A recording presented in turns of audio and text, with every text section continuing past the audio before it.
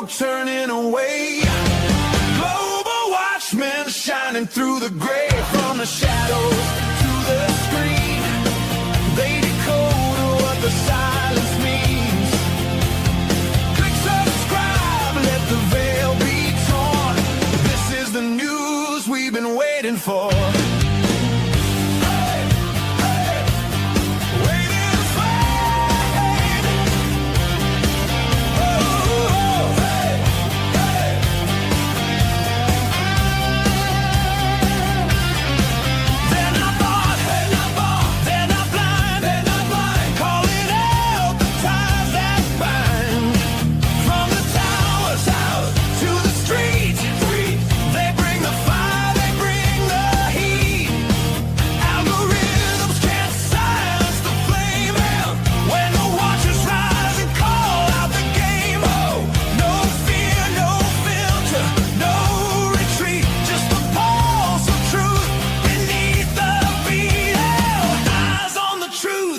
Turning away. Global watchmen leading the way. Every story, every thread, for the living and the misled. Raise your voice, let the signal soar. This is the news we've been waiting for.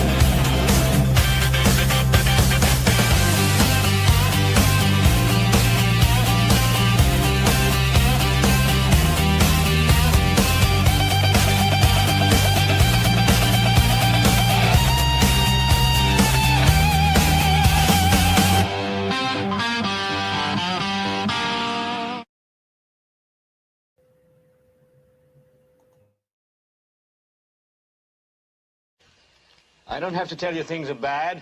Everybody knows things are bad. It's a depression. Everybody's out of work or scared of losing their job. The dollar buys a nickel's worth. Banks are going bust. Shopkeepers keep a gun under the counter. Punks are running wild in the street, and there's nobody anywhere who seems to know what to do, and there's no end to it. We know the air is unfit to breathe, and our food is unfit to eat. We sit watching our TVs while some local newscaster tells us that today we had 15 homicides and 63 violent crimes, as if that's the way it's supposed to be. We know things are bad, worse than bad. They're crazy. It's like everything everywhere is going crazy, so we don't go out anymore. We sit in the house, and slowly the world we're living in is getting smaller, and all we say is, please, at least leave us alone in our living rooms. Let me have my toaster and my TV and my steel-belted radios, and I won't say anything. Just leave us alone. Well, I'm not going to leave you alone. I want you to get mad. I don't want you to protest. I don't want you to riot. I don't want you to write to your congressman because I wouldn't know what to tell you to write. I don't know what to do about the depression and the inflation and the Russians and the crime in the street. All I know is that first, you've got to get mad. You've got to say, I'm a human being. My life has value.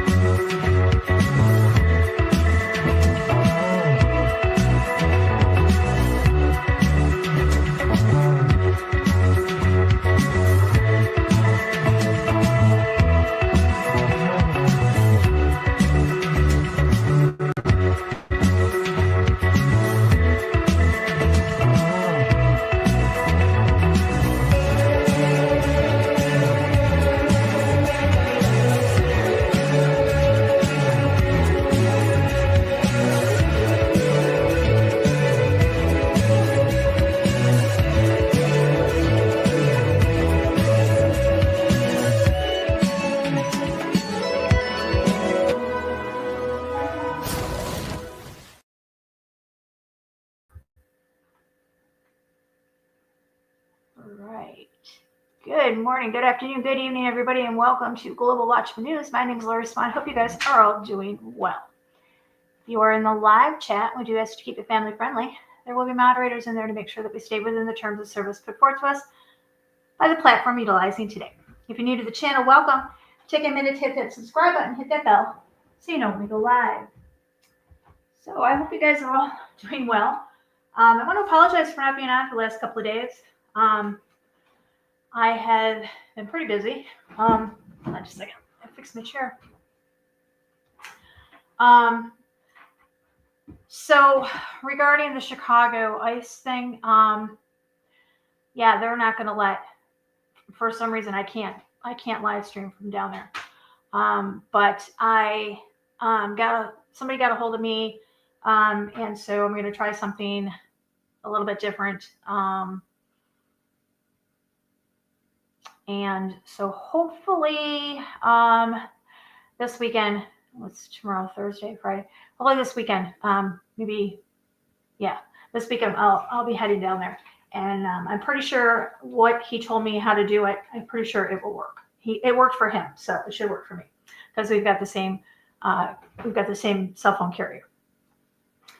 All right, so Big John is not with me tonight, but he will be with me tomorrow night. He got swamped at work today and just couldn't get away in time, but we're going to be coming back tomorrow and talking about a really interesting topic, which is the Redstone Arsenal. We're going to be talking about that. John and I both, I know John knows a lot about that. I know, it's a pretty good topic. But I pulled out I found a video that came through my feed the other day. And look at seeing that the current administration is dragging its feet when it comes to releasing the Epstein files. That's fine. They're not fooling anybody. We know why. Pretty much we've known, and when I say we, I'm talking about people that have been following this, people that have been researching this and have been aware of what's going on. I'm not talking about the average person who now is just like, release the files, and they don't realize, they don't understand that we've had those files for years. We had those files since early 2017, late 2016, early 17. We've had his little black book. I happen to have had, I got to find it now, but I've had the unredacted version of that, and I've had that since 2016. We've had the list. Okay. The victims apparently are going to start, they're putting a list together and they're going to release it. So that'll be firsthand verification, validation. You guys, I don't know if you know about Virginia Giuffre. She was the one that was recruited at Mar-a-Lago. Her father was the manager of the spa there, and Ghislaine Maxwell recruited her from there. She's the one that you normally see with pictures with Prince Andrew. She escaped. They sent her to, I want to say Switzerland. I believe it was Switzerland. I might, don't quote me on that. I might be wrong, but I believe it was Switzerland. They sent her to pick up a young lady that they were going to bring to the island.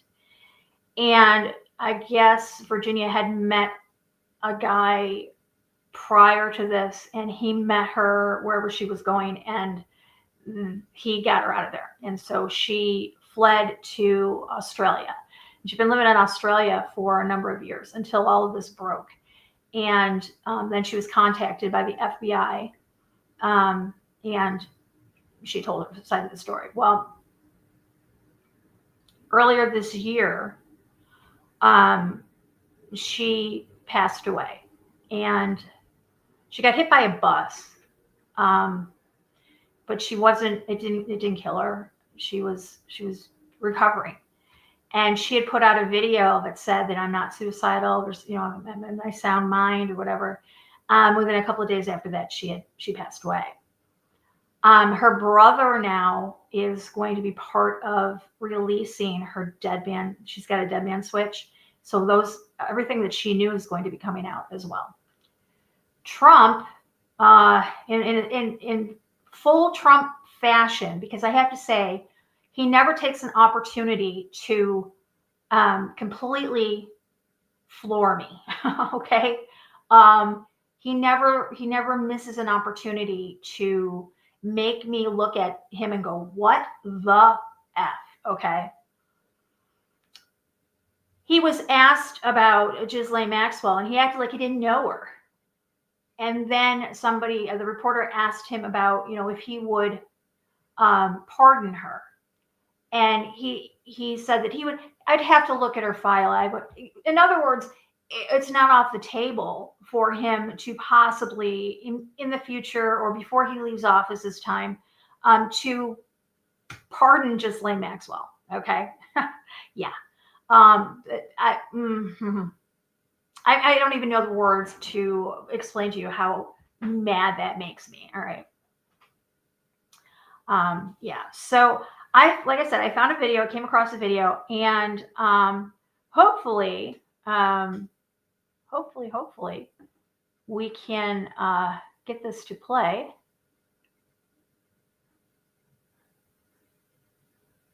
And let me do this.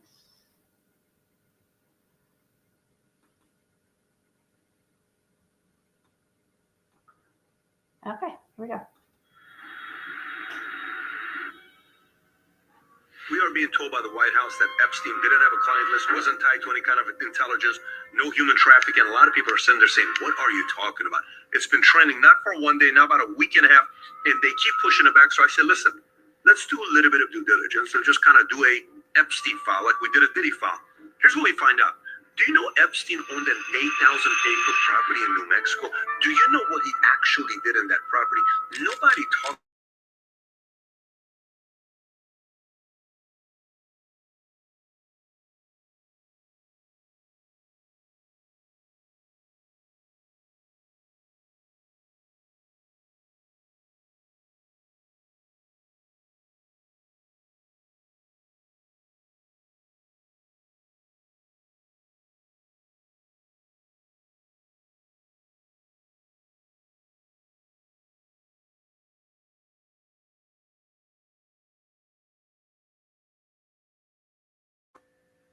Can you guys hear the video? That's what I need to know.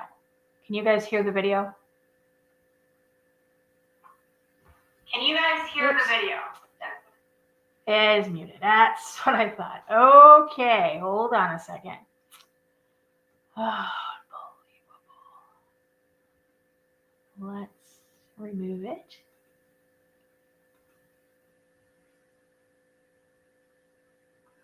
How do I... Did you guys have the sound at all? Because I went to look and there was no sound. So Rick, you're saying it's muted. Deb, you said you lost the sound. Was there any sound at all?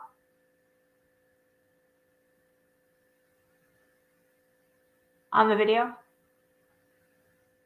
There was sound. Okay. Oh, okay, cool. All right, that's all I want to know. Okay, I'm going to have to start it over. So, okay, give me a second. We'll start it over.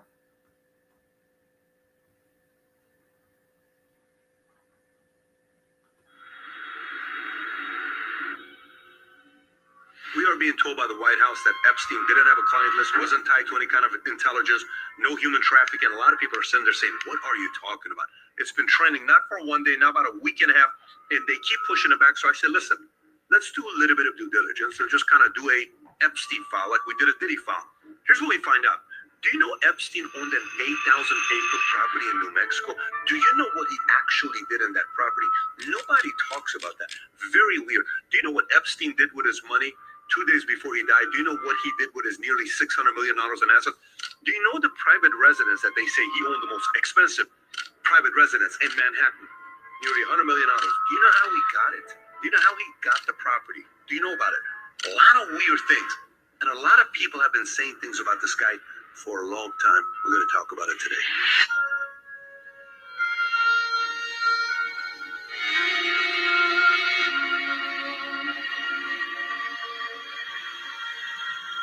If you give value out of this video, give it a thumbs up and subscribe to the channel. So watch this. There seems to be a pattern that this guy Epstein was untouchable. Remember back in the days, the mob movie, The Untouchables? It sounds like this guy was untouchable. Why was he untouchable? Why did a lot of people say he can't touch him? Here's Alex Acosta. He was a U.S. attorney who proved the deal, reportedly told Epstein's transition team the following. I was told Epstein belonged to intelligence and leave it alone. Don't bother this topic. This is a July 2019 article from the Daily Beast. Then you have Cindy McCain, John McCain's wife. January 2020, she said at a conference, Epstein was hiding in plain sight. We all knew about him. We all knew what he was doing, but we had no legal aspect that would go after him. They were afraid of him for whatever reason. They were afraid of him. That's her. Julie K. Brunt, investigative reporter for Miami Herald. There were all these powerful people who knew, and they looked the other way. Here's another one for you. Vicky Ward, journalist who profiled Epstein for the Vanity Fair. My editors removed damning quotes from young women who were victimized by Epstein. Everyone knew he was dangerous. Why? Why are they so afraid of this guy? Why can't they talk about this guy? Anyways, so this guy dies. When he does, net worth roughly $600 million. $77 million was a Manhattan mansion that we're talking about, the most expensive private residence in Manhattan. $63 million was the island, the Little St. James. 18 to 25 million was a Zorro Rancho when we talk about 8,000 acres in New Mexico. 12 to 50 million Palm Beach Estate. Paris apartment 8 to 10 million. Aircraft roughly 10 million with the helicopter. Art, cash, jewelry investments, $300 million. This guy was 577. How the hell did you make that kind of money? What did he do? So if you go look at his background and his past, you'll notice this guy was born in Brooklyn in 53 to working class Jewish parents. Father worked at New York City Parks. Epstein attended Lafayette High School, skipped 2 grades, and then attended Cooper Union and then NYU, but never graduated from NYU. At 14, he attended the Elite Interlochen Center for the Arts on a music scholarship. Epstein later on used this affiliation to recruit girls into his trafficking ring, allegedly, that you read about, and even built his own lodge there. Then in 1974, he began teaching math and physics at Dalton, an elite Manhattan prep school.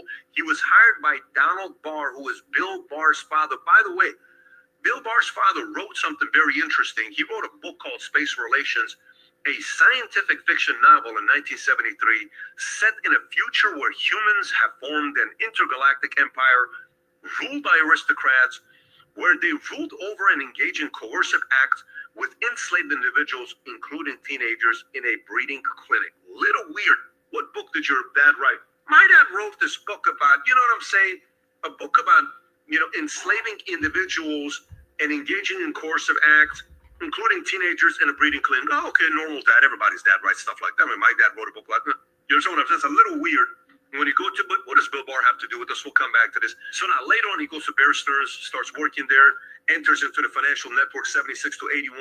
So at the time, starts working with Alan Greenberg at Bear Stearns, becomes a partner in 1980 due to his skill in tax law, then insider training and mysterious exit. In 1981, he all of a sudden resigns. Suspicious circumstances during an SEC investigation into insider trading linked to Seagram attempt takeover of St. Joe Minerals, an operation involving the Bronfman family. He was never charged, but was interviewed by the SEC, which was skeptical of his denials. Then, according to Stephen Hoffenberg and other sources, Epstein worked closely with British arms dealers at Sir Douglas Lease and Saudi arms trafficker Adnan Khashoggi.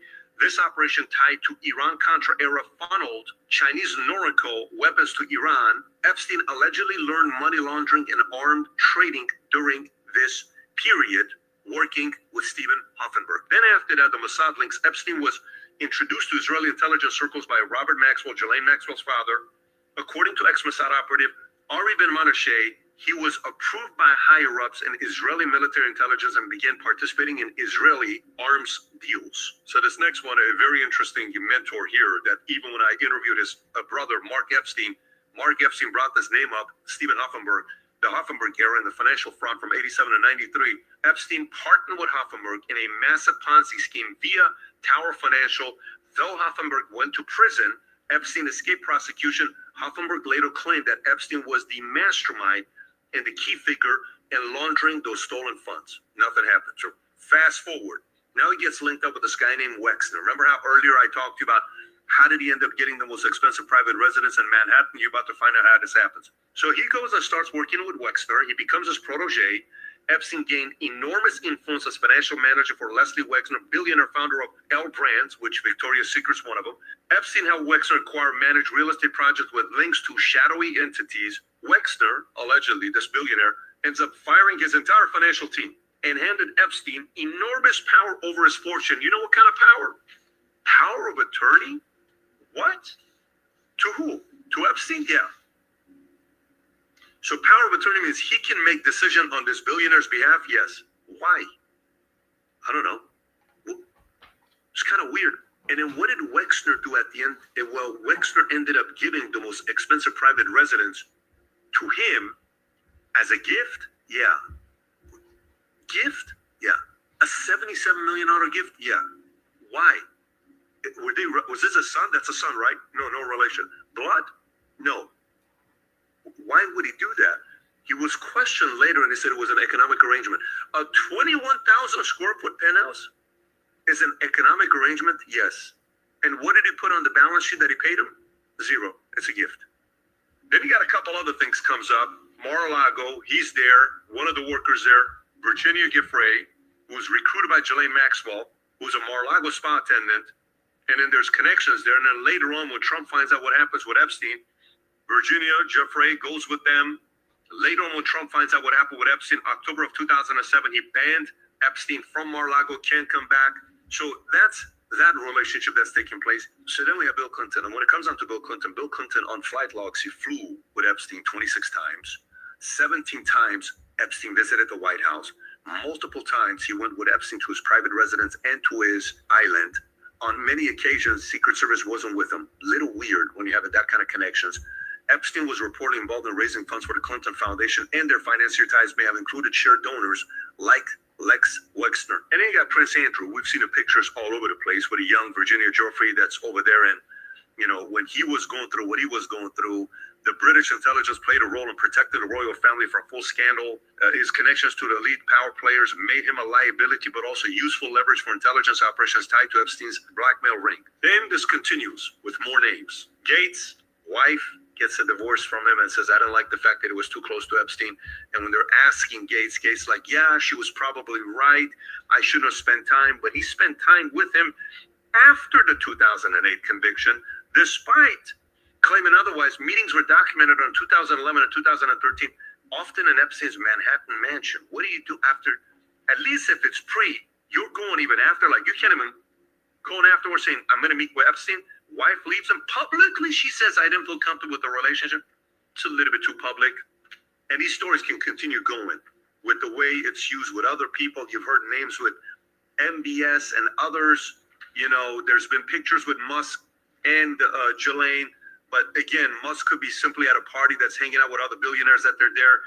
Musk himself called the idea absurd and radioactive, stating Epstein never advised me on anything because Epstein apparently, you know, described himself as an advisor during an intense period that they're negotiating certain things. Elon didn't like that. Leon Black, this one's a little bit weird with Epstein, co-founder of Apollo Global, later became a top executive at BlackRock after 2006. In 2019, Senator Ron Wyden released a letter detailing Black's financial relationship with Epstein. Ready for this one? Remember how that one guy, Lex Wexner, gave him a $77 million most expensive private residence in Manhattan? Look at this one here. Leon Black paid Epstein $158 million between 2012 and 2017 for consulting services, and paid an additional $20 million explicitly for a trust transaction that saved them $600 million in future tax liabilities. Maybe it's right. Maybe that's what it was. Maybe that's what he did. Little weird to pay $158 over a 5-year period. And then this continues, different visits. Former Prime Minister and Defense Minister of Israel between 2013 and 2017, frequent visits. Again, Barack visited Epstein home in New York about 30 times between 2013 and 2017. 30 times. Maybe they're talking intel, maybe they're talking investments, maybe they're talking taxes, maybe they're talking the most recent trade Yankees he's not happy about. I don't know. Maybe they're talking Why the Knicks haven't won a championship since '72? Could be a lot of different things they're talking about. In one notable trip in 2014, Brock flew with Epstein from Palm Beach to Tampa on Epstein's private island. What did they do? They're talking business speculation. I have no clue. Little weird, that many visits. Somebody may say, well, he's Jewish. So once you become wealthy, I mean, you're eventually going to be tied to whatever national. Okay, I'm Armenian. I'm tied to a lot of, I'm Assyrian. Yes, that does kind of make sense. At this level, who knows? Maybe it is. It's a little weird. It's a little suspect. You have to put it out there. Here's a former Israeli intelligence officer, Ari Ben Menashe, has made several striking claims about Epstein's role as intelligence asset primarily for Israel's Mossad. Here's a small little assessment that he made, his assertions. You ready? Number one, Epstein and Maxwell were part of Mossad run operations. He told investigative journalist Zev Shalev that he was introduced to Epstein and Ghislaine Maxwell in the mid-'80s by Robert Maxwell, a figure that had deep ties with Israeli intelligence. According to Ben, Epstein and Maxwell were already working with Israeli intelligence at the time, and that's in the mid-'80s. Then honey trap operations come from our collection. He described Epstein's sex trafficking enterprise as deliberate honey trap operation offering sexual encounters and underage girls to powerful individuals as a means to gather compromising material, allegedly using to blackmail them on behalf of Mossad. And in part of Maxwell's circle and Iran-Contra connections, Ben also claimed that network included Maxwell, Daily Mirror editor Nick Davies, and himself, including that Epstein and Maxwell were integrated into continuing Mossad-linked operations stemming from Iran-Contra arms and espionage dealings. This guy's an intelligence officer. I just recently had a guy, John Chirac, on the podcast. He was the first CIA officer to come out and speak against the president for waterboarding, went to jail for 23 months. The CIA officer, whistleblower. So, do you trust him? It's up to you. This is coming from a guy that's on the inside, like giving you stuff like this. Now, the pushback denials.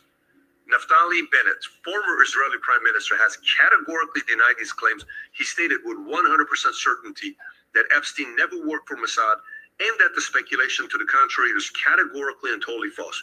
Do you believe him? Maybe. I had the former Mossad director of Mossad interview I did 4 years ago, 5 years ago, but he was a Mossad director of Mossad from the 80s. I couldn't get nothing out of him when I spoke to him. It was very interesting how he interviewed. You're either going to sit here and say, you know what, I believe it, or I don't. Great, it's your position. This other part, you have to almost put in here, if you're making the argument, you make a decision for yourself. A guy named Michael Baden, sketchy doctor, a lot of people say, but some people also give him credibility. He's the only guy that did the autopsy on JFK, Martin Luther King, O.J. Simpson, on what happened with Nicole, Phil Spector, Jeffrey Epstein, and George Floyd. Okay, here's what he said. JFK assassination, concluded JFK was shot from behind, supporting single shooter theory. Okay. MLK upheld that James Earl Ray was likely the lone shooter. All right. O.J. Simpson suggested murders occurred later than prosecution claimed, questioning wound patterns. All right.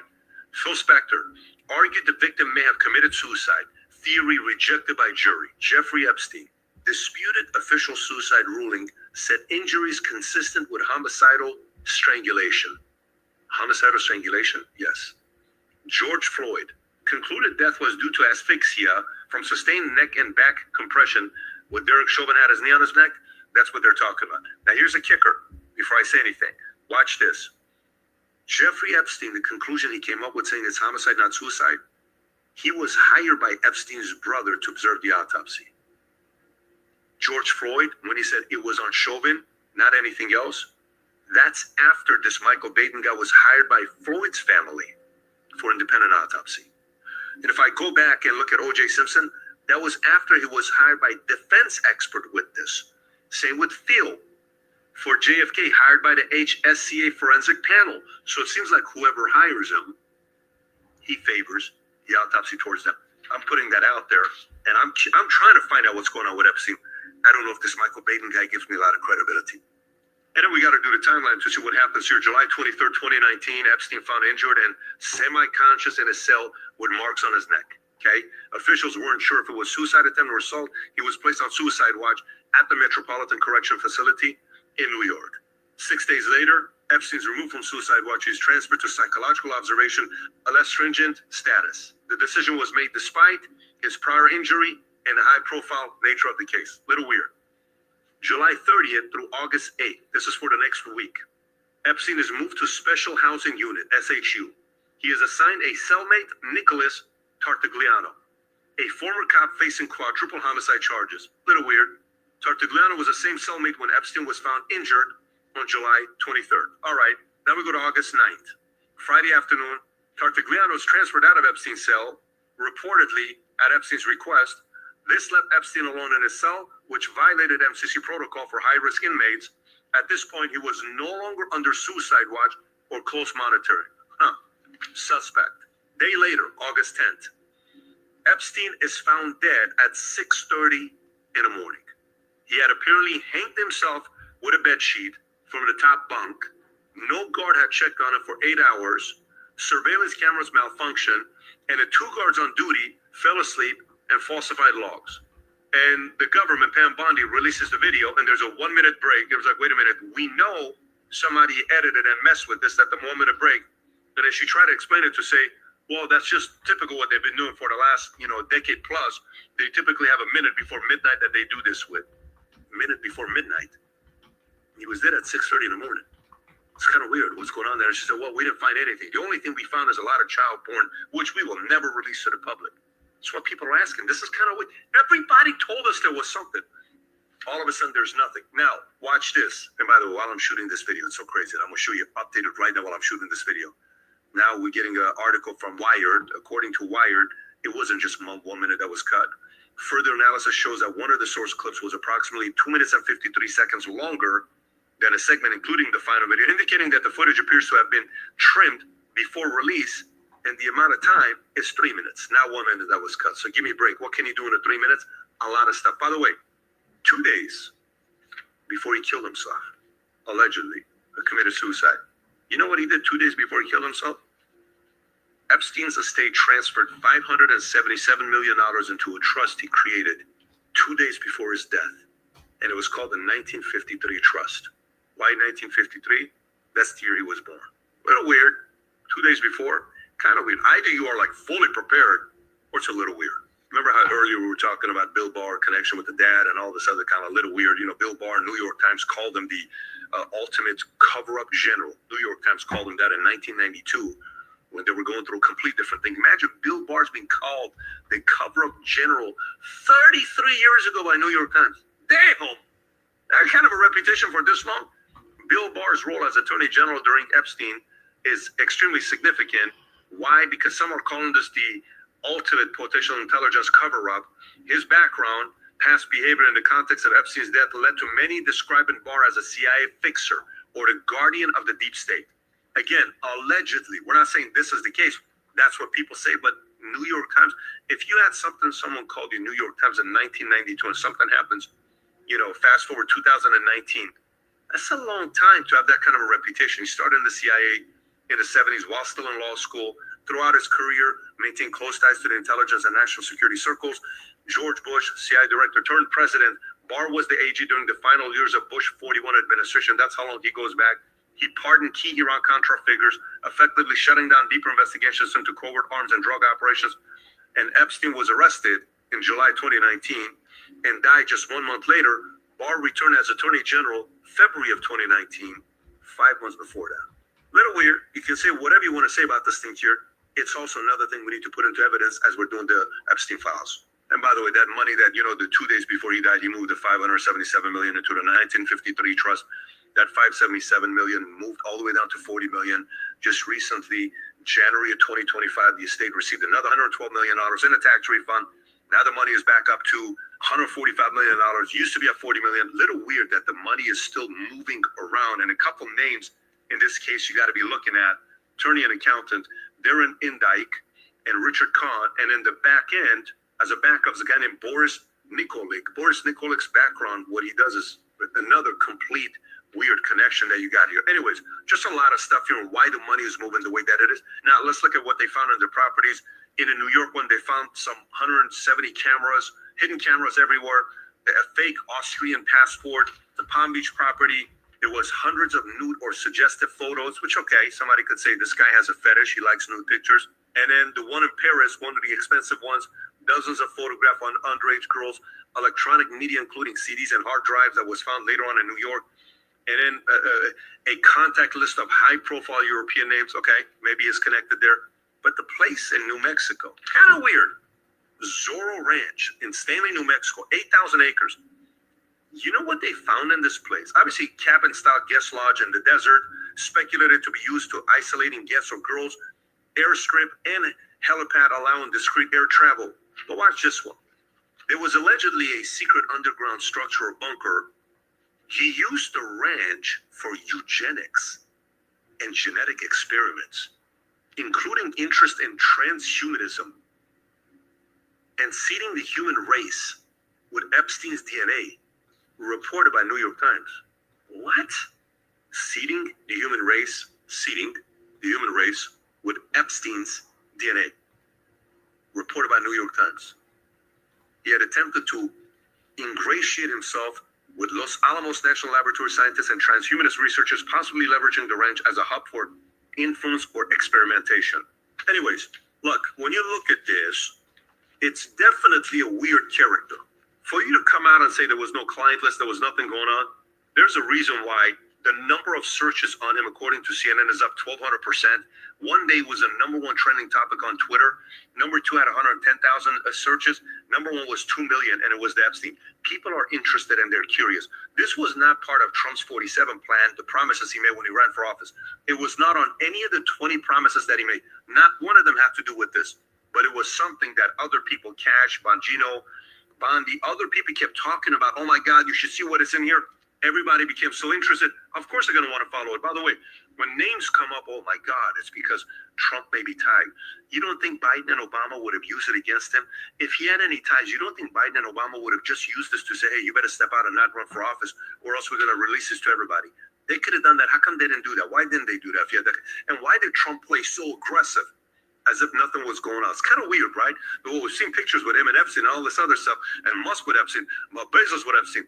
When you start making money and you're succeeding, you're in a lot of weird parties that you go to, not weird as in Diddy parties that you don't know who's there.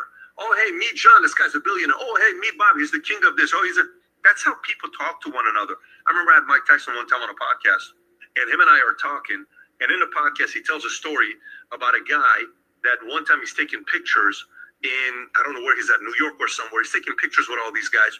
A few days later, the FBI and the SWAT and everybody starts coming to him. Oh, police, hey, to the gym. Mike, what's up? You took a picture with this guy? Yeah, I did. How do you know this guy? I don't know this guy. I just took a picture. But how do you know? I have no clue who the hell this guy. I'm just taking pictures with a bunch of different fans. Do you know this guy just killed 8 people and wounded 19 people? What did you say? Yes, this guy's Dale Hausner. That's who it is, yeah. Let's take a picture. Let's take a picture. Let's take a picture. So take everything that you have and throw 99% of it out. But all you need is 1%. And to me, that 1% is plenty that I want to know what happened with this guy. That 1%. Too many weird things that are linked to this guy that I want to know. That's me. I'm curious. Maybe you are as well. By the way, if you have any sources, if you know anything about Epstein, if you were ever connected with it, connect me here. I'm curious. I actually want to know. If you want to be discreet and private so nobody will know, send me a connect here. I want to know if you know anything that's going on with Epstein that maybe the public is not talking about, good or bad. Give me all of it. I'm interested. Connect me here. I will respond back to 100% of the messages. If you got value out of this video, give it a thumbs up and subscribe to the channel.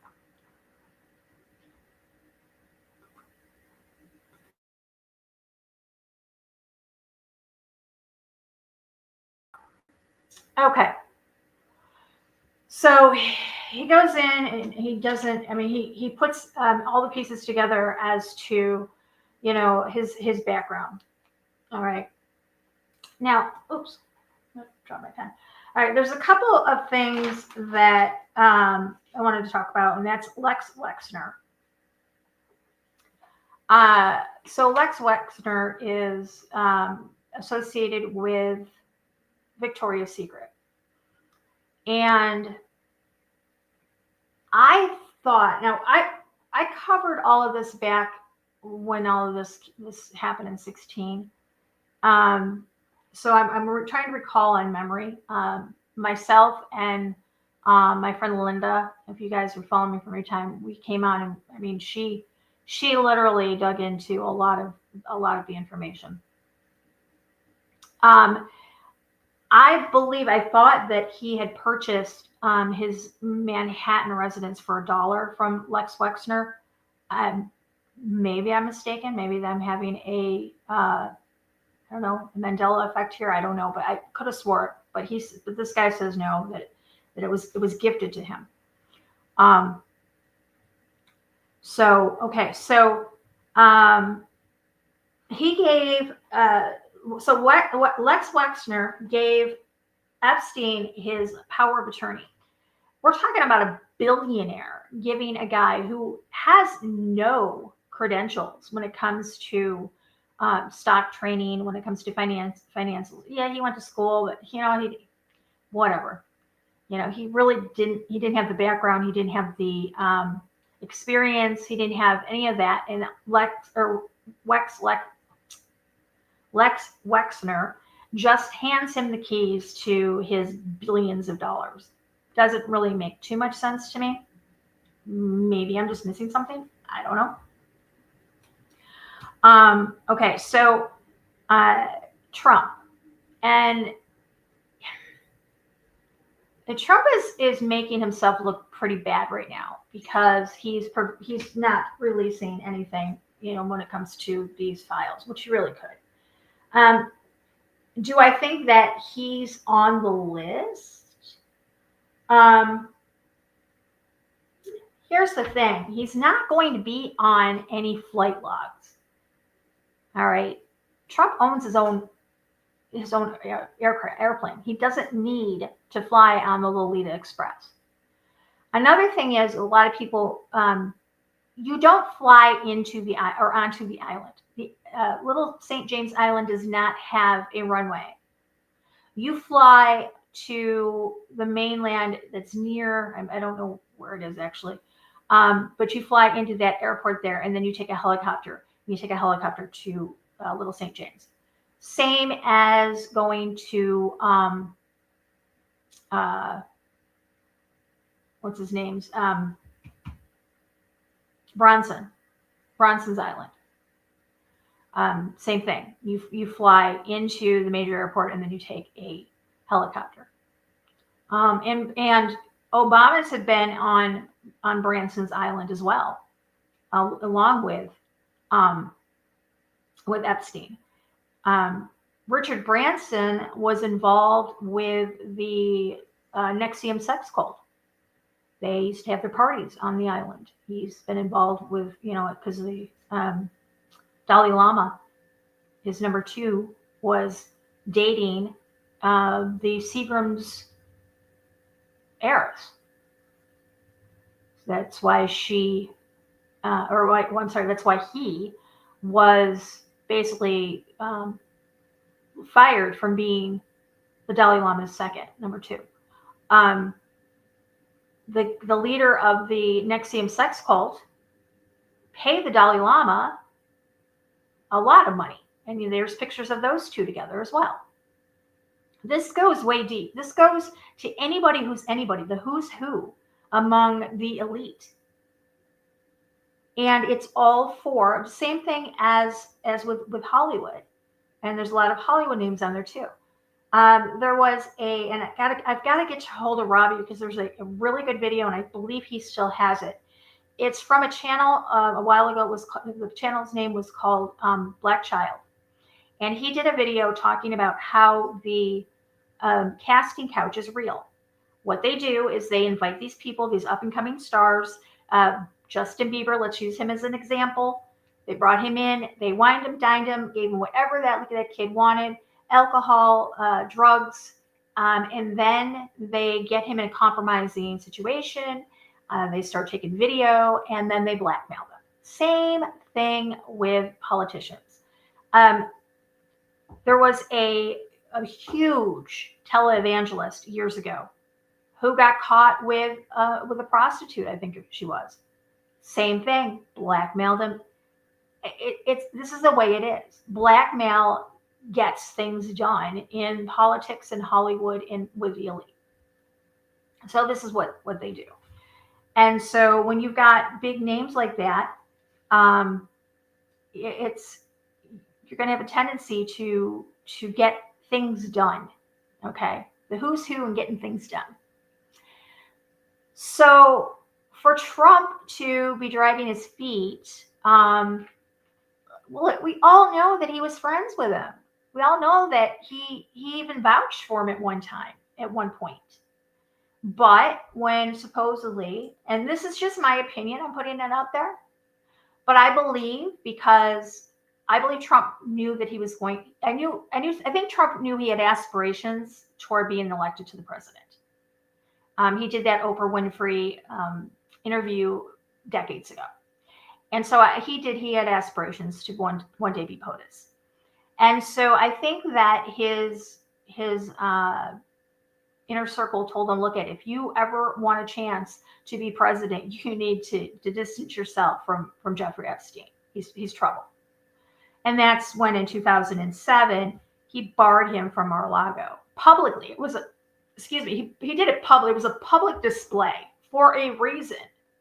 They wanted people to see it. They wanted it recorded. They wanted people to be able to recall it at a later time. That's why they did it public. I'm sorry, but if I had a problem with my friend, I sure wouldn't do it publicly. You know, I learned my lesson on that. The Clintons. So it's not just Bill Clinton that's been to the island. It's also Hillary Clinton that's been there as well. And when you look at her relationship with Huma, and you know about the video, wink, wink, you would know that she's into some pretty nasty things. So the fact that she was there, not surprising whatsoever. The fact that Epstein was at the White House 17 times, wow. That's a lot. For what? You know? There's pictures of Ghislaine Maxwell at Chelsea Clinton's wedding. When you've got, yeah. I'm sorry, but I don't invite just acquaintances to my daughter's wedding, you know.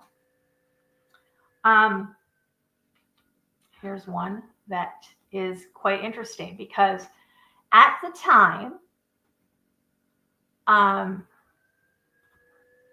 it was quite public that Melinda Gates was divorcing her husband, and she had put out there publicly that she was divorcing him. The reason was because of his close relationship with the abhorrent Jeffrey Epstein. Just a second. Cool. So it says the philanthropist added that she realized their marriage just wasn't healthy, and I couldn't trust what we had. So she goes on. I can't do it from that one. Hold on a minute. If I find one where I can actually read one. Let's see if I can get it off of Reddit.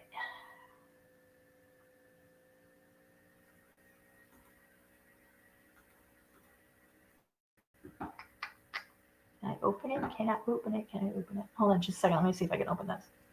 Yeah, I can. Okay. Let's go out of there. Let's share screen. There we go. Share this one. All right, let's see what we got in this one. There we go. Does the people want? Yeah. So it says Melinda French Gates shares why she had to end their relationship with her husband. They were married for 27 years. And that's a lot of time to invest in a marriage. You know, I think that any amount of time is a lot to invest in a marriage. But 27 years, I mean, really, wow. It says Melinda Gates is reflecting on how she knew she had to end her marriage to Bill Gates. The 60-year-old philanthropist and the 69-year-old billionaire Microsoft co-founder announced in May of 2021 that they were divorcing after 27 years. During a April 14th appearance on the Late show with Stephen Colbert to promote her memoir the next day. Melinda spoke about the separation and what she had learned from it. She also provided a brief update about her current love life, echoing what she told people. Oh, never mind. That.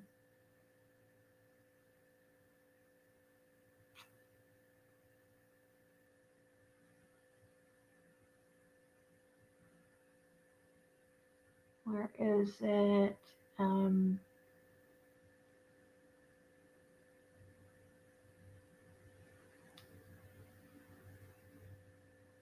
Further.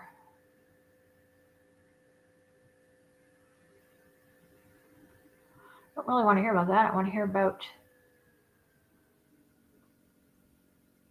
Okay, well, it doesn't go into say it, but she says, she goes on in the other article that I couldn't pull up. She goes on to say that that Jeffrey Epstein was just abhorrent, that he was just the most horrible, disgusting person, and she could not continue with her 27-year marriage with Bill Gates, knowing that he was spending time with Epstein. And the thing of it is, and the guy in the video said it very well when he said that, it's one thing to spend time with somebody prior to knowing what they are, but after Epstein was convicted for the first time and you're still hanging out with him, come on, really? Really? Yeah. Obama was at the island 30 times. 30 times. 30 times. 30. That's more than Bill Clinton. 30 times.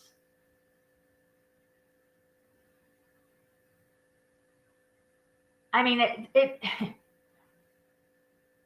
not really a surprise because, I mean, he's known as Bathhouse Barry here in Chicago. Everybody in Chicago knows that he's gay. Everybody. Not that there's anything wrong with that sort of thing. But you know what? Be honest about it.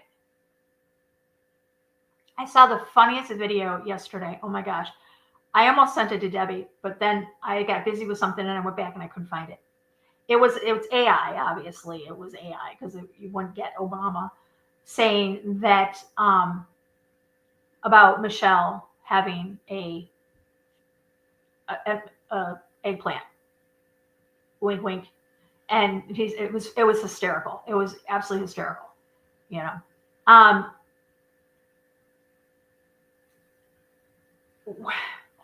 We know that during Benghazi, during the time that our men were over there getting tortured and killed in Benghazi, Obama was too strung out on powdered sugar to do anything about it. He used to have parties at the White House. His favorite thing to have was hot dogs delivered. Hot dogs. If you know the FBI code words, you know what that means.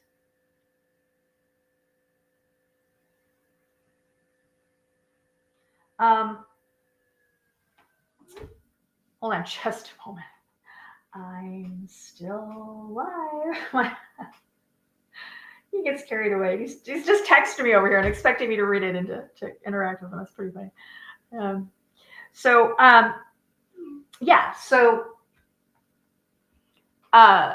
was too strung out. And okay, so yeah, the hot dogs. So we know about that. All right. I mean, we know about these things. They're not a secret. Okay. People are afraid to talk about it. Or I don't know, but we know about it. It's not a secret. There's nothing really as a secret when it comes to the depravity that these people will stoop to. The attorney, I'm going to get into that in a second. I got a couple more things to read. About Jeffrey being, the accusation Jeffrey was Mossad. At the beginning of that video, you saw where they said that he was a government asset, that to leave him alone, that he was untouchable. Here's the thing: is everybody's denying the fact that he was, but it doesn't really matter because Ghislaine Maxwell was. Her father was. The events around her father's death is just odd in itself. I mean, he was out on his boat, his yacht, and ended up drowning. He was the only one on the boat. Okay.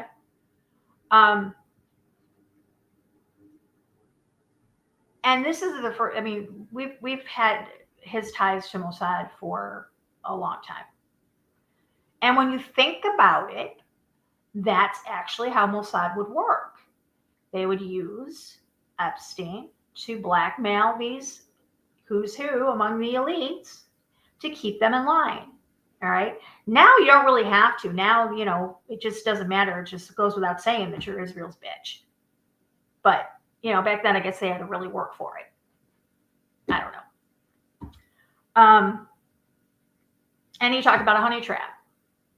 And I believe, yeah, it was a complete and total honey trap for a lot of these guys.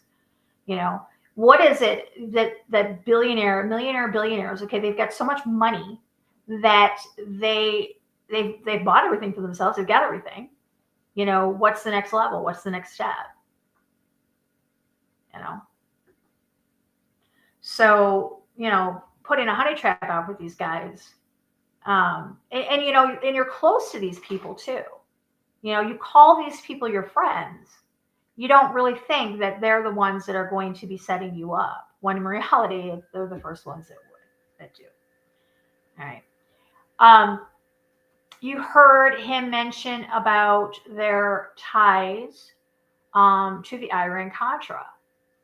That was interesting because I had heard that in the past, but it's like a little thing that I hear it and it's like, oh, I want to look at that, and then something happens and I forget about it, and so I did some looking up on that. So the Iran-Contra, let's do a little bit of, guys. We got young people that are watching. So the Iran-Contra affair, it was called, or the Iran-Contra scandal. It was a political scandal in the United States that centered on arms trafficking to Iran between 1981 and 1986. And it was facilitated by senior officials of the Reagan administration. The administration hoped to use the proceeds of the arms sale to fund the Contras, which were an anti-Sandinista rebel group in Nicaragua. And under the Bolin Amendments, a series of laws passed by Congress and signed by Reagan, further funding for the Contras was by legislative appropriations was prohibited by Congress. But the Reagan administration continued funding them secretly using non-appropriated funds. So what the administration was doing is they were selling these weapons to the highest bidder and then using that money to fund the Contras. I mean, what could possibly happen, right? Yeah. Their justification for the shipments was that they were part of an attempt to free 7 U.S. hostages being held in Lebanon.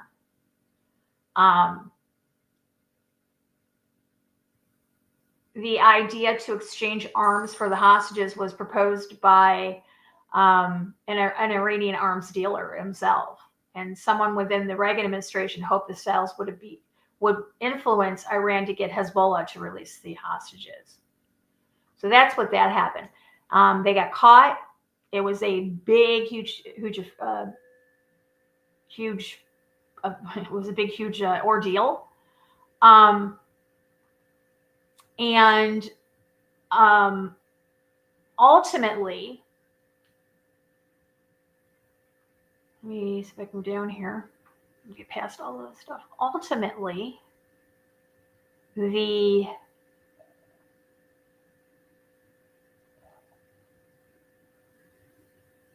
blame, I should say, I was going to say, ultimately the blame went on one person. That was Oliver North.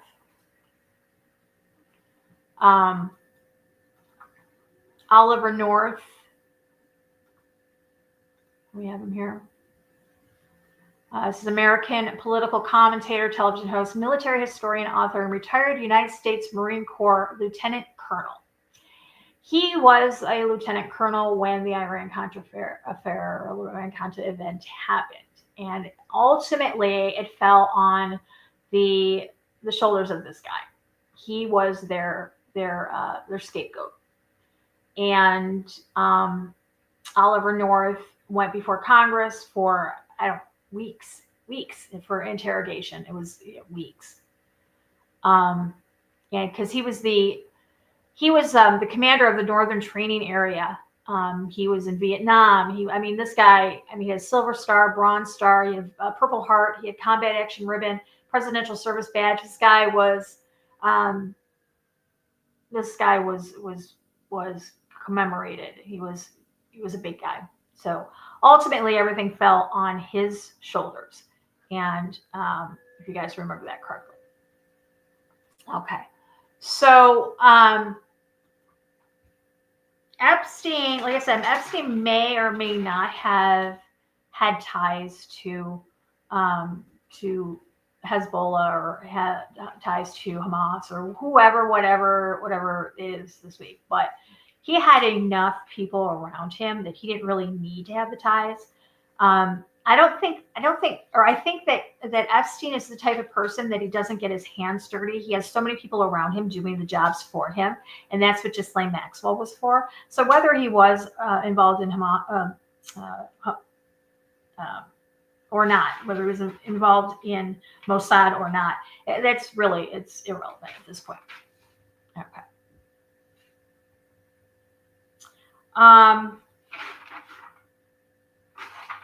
Where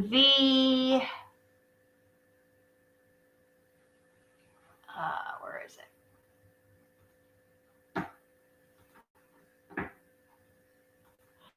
So Jeffrey Epstein, where is it?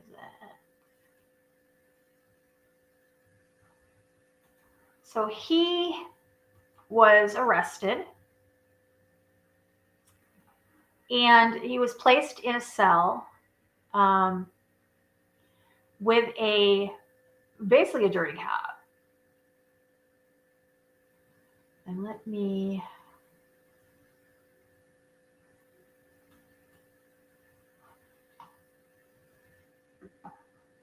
try to find this guy. Again, I showed these pictures way back when I did the first video on this.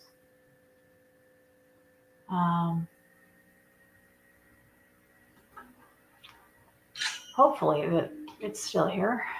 Let me pull it up. Okay, here we go. So Jeffrey Epstein accused his cellmate at the time, who was a police officer, a dirty cop,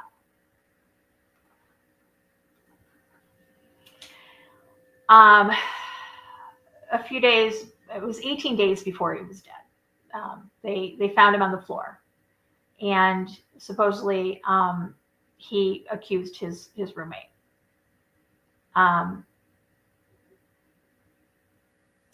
What is his roommate's name? He was laid on the floor, and his bunkie is screaming, "I did nothing. I banged my door to get him out of my cell."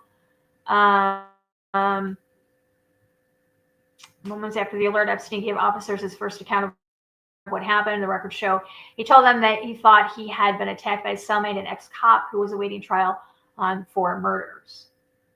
And didn't used to know that guy's name. This guy he's a big guy. Big guy. He's one of those New York, how would you, pretty much a big guy. Targiglione was his last name. And let's see if I can pull up a picture of him, because he was a huge man. Let me do it here so I don't have to just keep going out of here.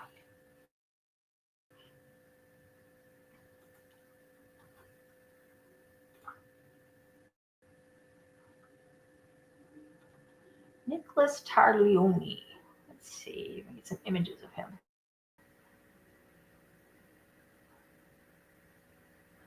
Yeah, there he is.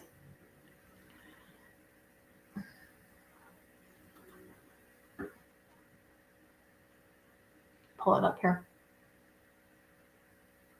Oh, my computer is just going so slow tonight. All right, get out of that. I'll pull up the other one. I don't know why, but it is. It's going really slow. Share screen. There we go.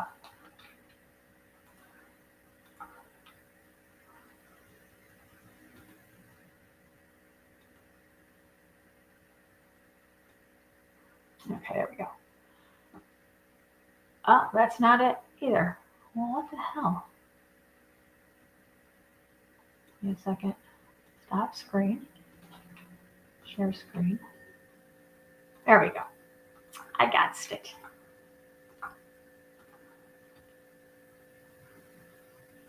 Come on. There it is. Okay. So he got 4 life terms in prison in 2016 for quadruple homicide. Nicholas Tarleone. All right. Jeez, are you fucking kidding me? Hold on. That's not going to let me pull it. What is with these websites that don't let you freaking open up their articles? For crying out loud. Nicholas Tarleone. There he is right here. Hopefully I can.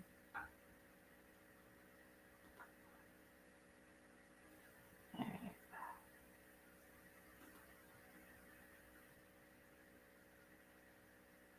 don't know why my computer's so slow tonight.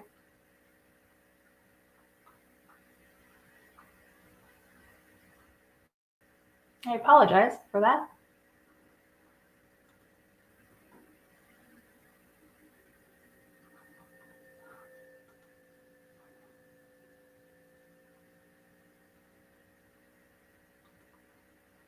I'm gonna see if I can pull the picture. I want to show you. This guy's big. He was a big boy. Okay, big boy. No, that's not gonna show it either. He, yeah. So, anyway, this is who they put. Now, this is what's weird about this. So, Epstein accuses Nicholas Tarleone of trying to kill him. Okay. 18 days before he is found, quote unquote, unalive. Yet, they don't change him out. They don't take him out of his cell, out of Epstein's cell. So, and there's a lot of things surrounding the night that he was unalive. There's a lot of things surrounding the oddness of it, the coincidences, the happenstances that we don't believe in, right, guys? We don't believe in coincidences. We don't believe in happenstance. You know, what are the chances that at that very moment the cameras went out? Really? Come on. We were born at night, but we weren't born last night. You know, yeah. And the guards fell asleep. Kind of like when the guards fell asleep when they were trying to guard Jesus's tomb, but they fell asleep. Well, we fell asleep. Somebody must have come and got him. Well, somebody must have gone past us and taken care of Epstein. Yeah. What was it? Epstein didn't kill himself? Yeah, no, he didn't. So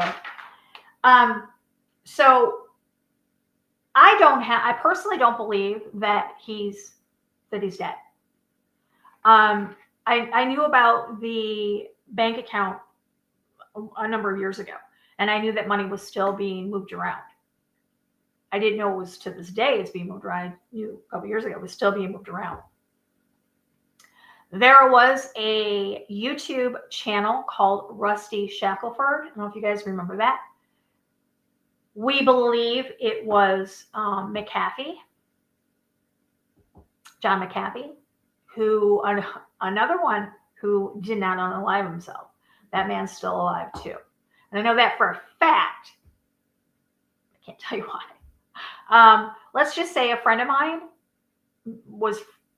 got to be friends with him. And he turned weird on her. And she emailed me a voice message where she said, if anything ever happens to me and I disappear, this is the guy that did it. Yeah, he's pretty weird. And okay, so John McAfee admitted he told people that he had body doubles. He said he had like 8 or 9 different body doubles. And that's probably who was put in the cell. It wasn't him. But anyway, so at the time, John McAfee was a fugitive. And he was in the Caribbean, and he was going around different places. They were trying to get him. He went somewhere. He had guns on the boat. Blah blah blah. Fast forward. All of this happens, and this YouTube channel pops up with the name of Rusty Shackelford. And on this channel were all kinds of videos of a drone being flown over Epstein's island. And we saw, I mean, a lot. And we actually got first like up close and personal watching the FBI raid take place through a drone. And there was one in particular video that really raised a lot of questions about whether he was alive or not. I'm going to pull up that video. Give me just a second here. I'm hoping this is the one. Oh, stop. Okay. I don't want the volume on it. Let me see. I'm hoping this is okay. So I'm going to set this up just a little bit because there's some things that you need to know about why we believe that that this was him. So Virginia Giuffre told about how Jeffrey Epstein was obsessed with polo shirts, usually white. She said that he had literally hundreds, and he would wear them one time, and he would take them off, and he would chuck them. Okay, so he had an obsession with polo shirts. He was usually about the only one who wore polo shirts around the island. She said that there was T-shirts that he had that they were put like underneath. I want to say like he had like underneath his bed he had like storage. She said, and that there was things down there, and T-shirts were part of it. She said, but she never saw him wear them. But they were blue. She said he had blue T-shirts, like hundreds of them underneath the bed, but she'd never seen him wear. So white polos, blue T-shirts. So when we first saw this video, everybody was saying it's not him because he doesn't have a white polo shirt on. I'm like, no, but he's got a blue T-shirt on. Let me pull it up. Oops, wrong one. Remove that one. Out of there. Nope, I want to remove myself. Okay, so hopefully.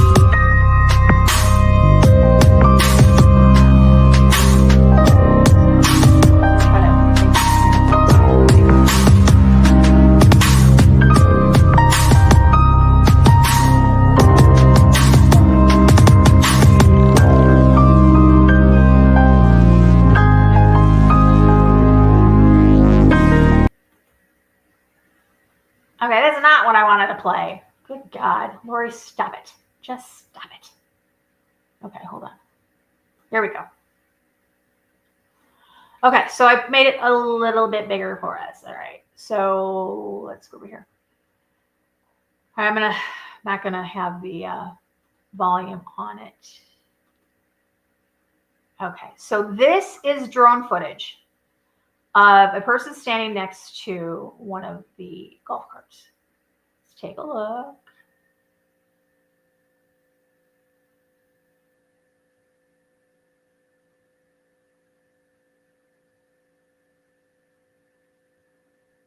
Come on.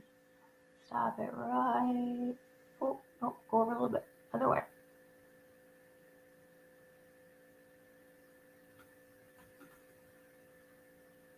I want it to stop right there. Oh, no, there. Okay, right there. Perfect. Okay, so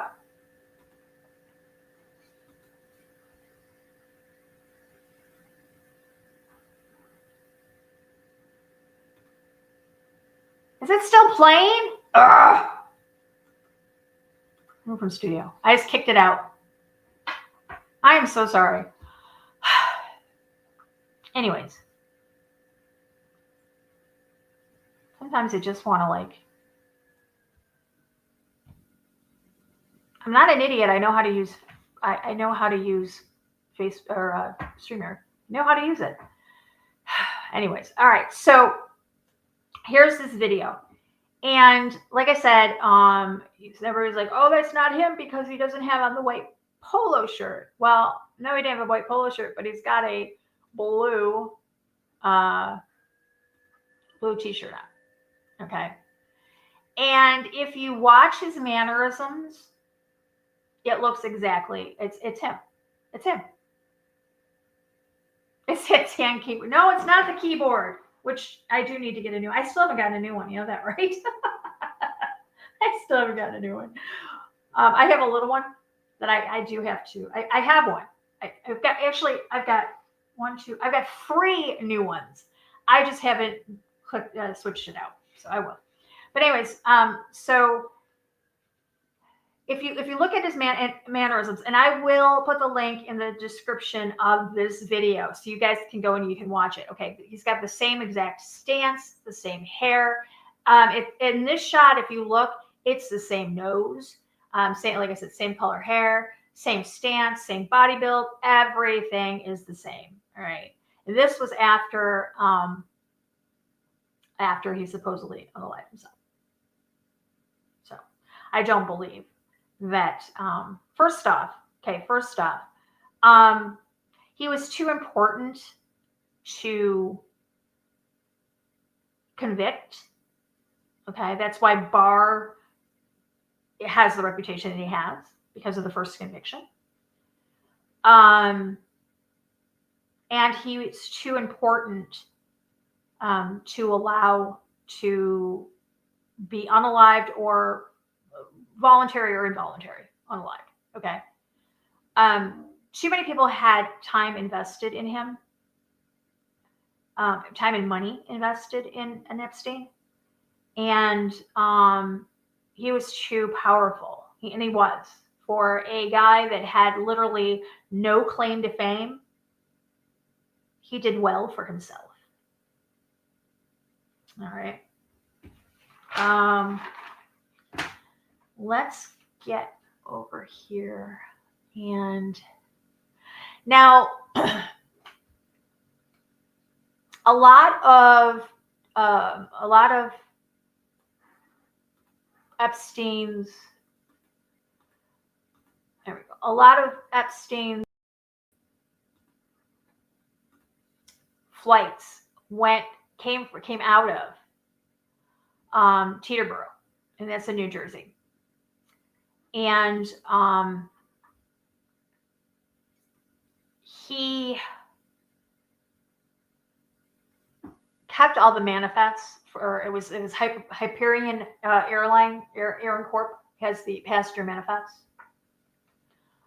Dave Rogers and Larry, I think Vissold were his pilots, pilot and co-pilot. And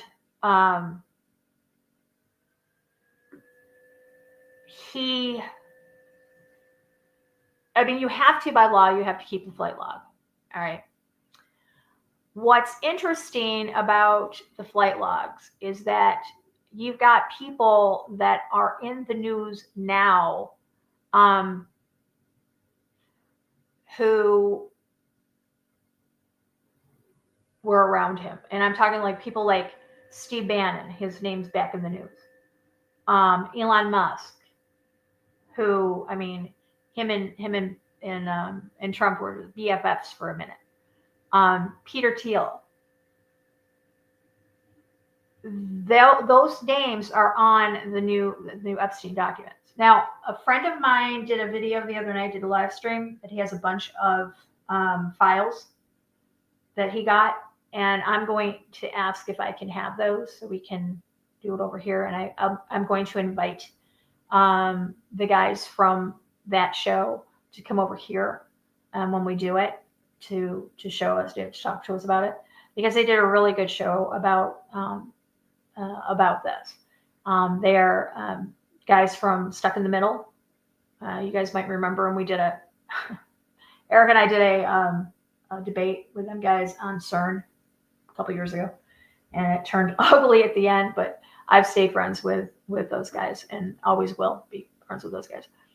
So, but Elon Musk and Peter Thiel, they were, and Steve Bannon, they're on the new list. Prince Andrew, we knew about him, is on there.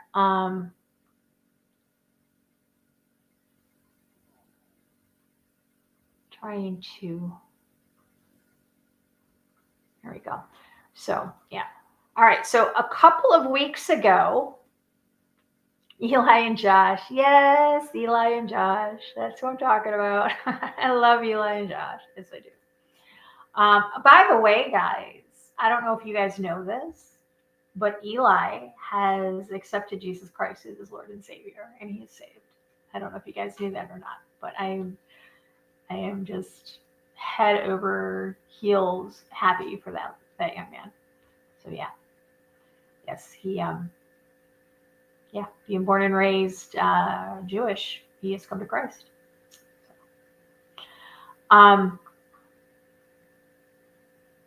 So a couple of weeks ago, there was a statue that was put up.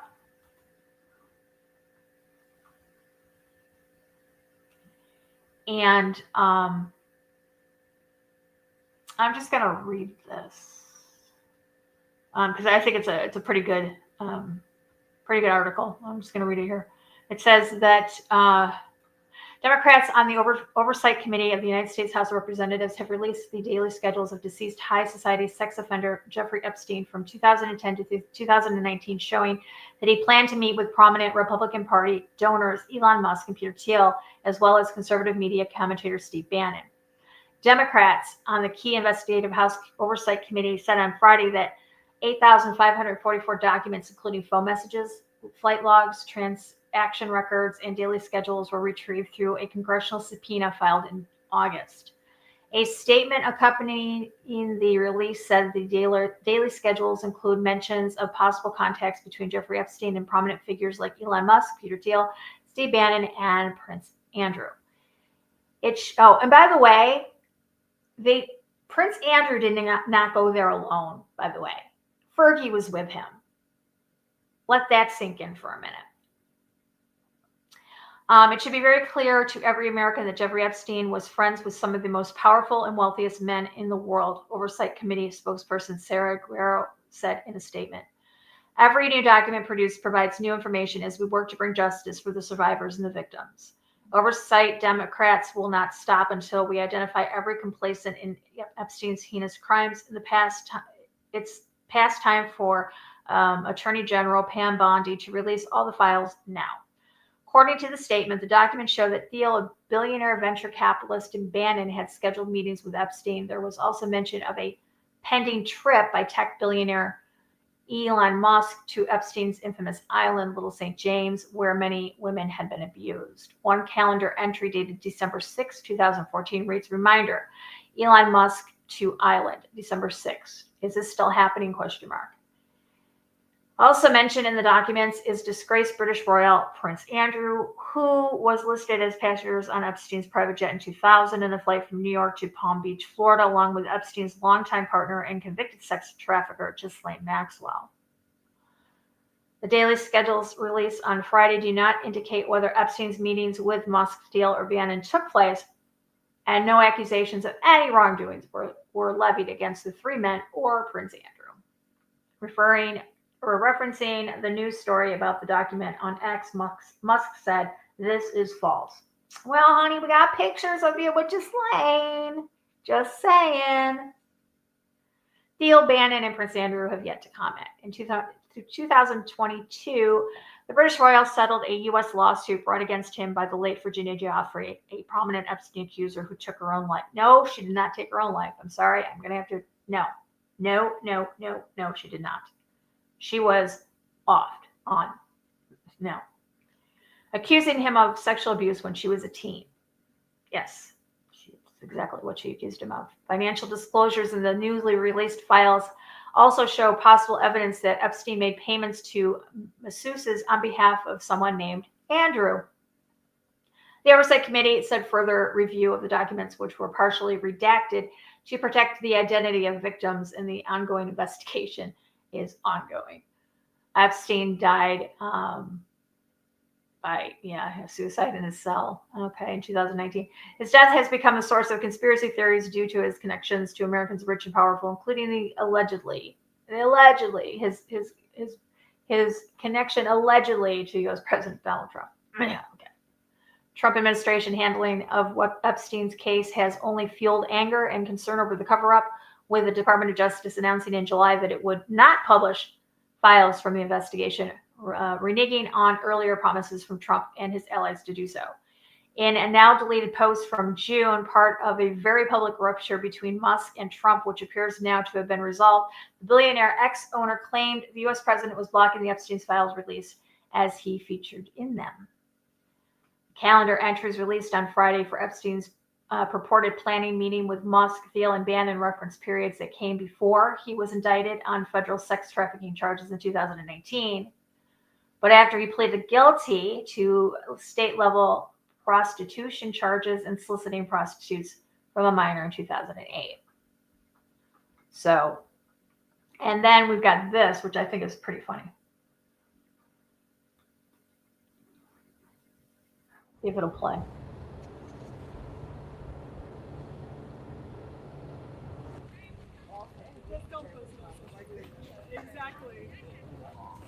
So this is a, and now somebody actually paid a lot of money to have this made.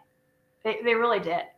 This is a statue. It looks like a bronze statue of President Trump and Jeffrey Epstein. And it was in the,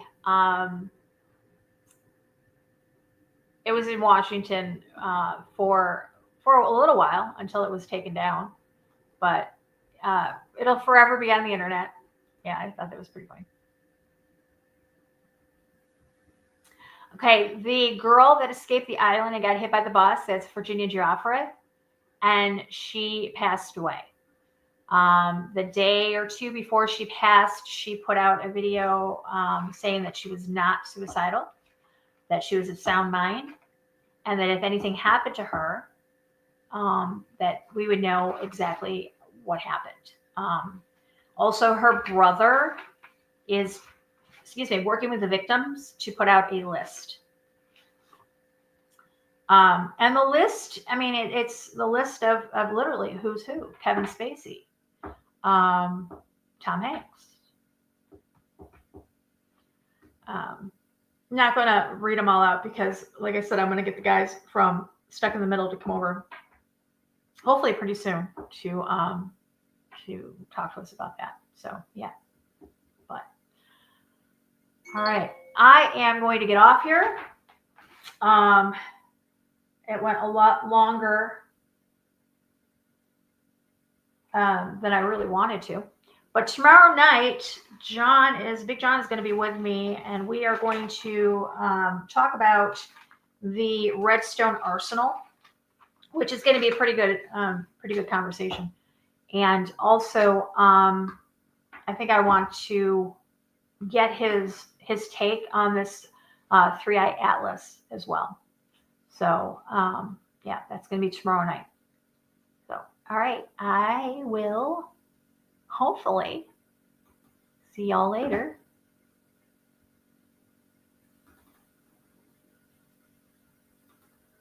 Till next time, eyes open.